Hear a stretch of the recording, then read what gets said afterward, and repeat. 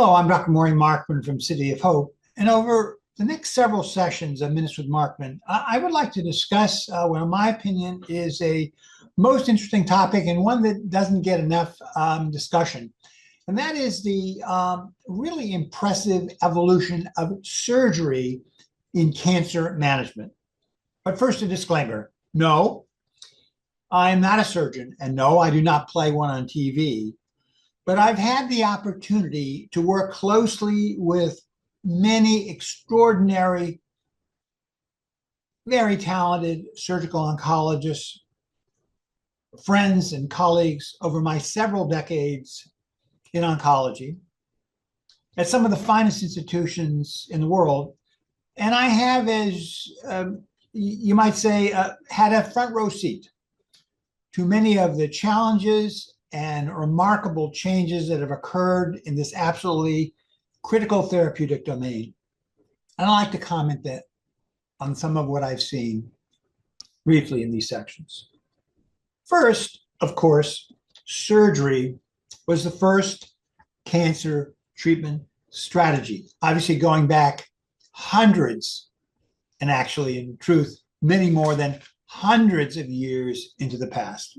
And in fact, surgery was the first targeted therapeutic approach in the palliative management of metastatic disease, orchiectomy for prostate cancer, and oophorectomy for premenopausal women with breast cancer. Clearly, at the time, it was not understood what the target was, what the biological process was, but it was recognized that these procedures would provide short-term benefit, and they were surgical.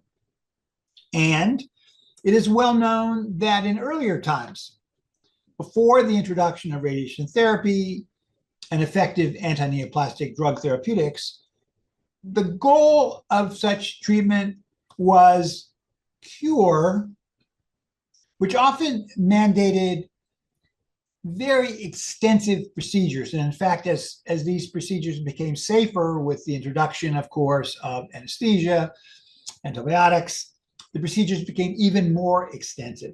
For example, the radical and super radical mastectomy for the management of breast cancer, pelvic exonerations in the gynecologic oncology arena, and limb amputations for extremity sarcomas.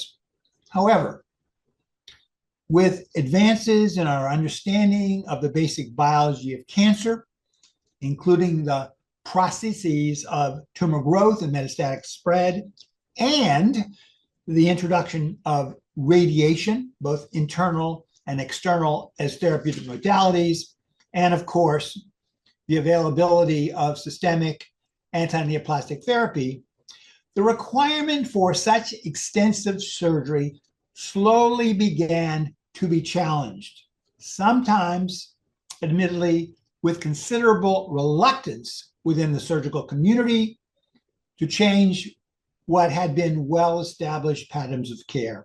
But change did come. Ultimately, as a result of excellent laboratory-based investigations, objective data provided by extraordinary investigators, Dr. Bernie Fischer, and his efforts in breast cancer is certainly notable here, as are many others.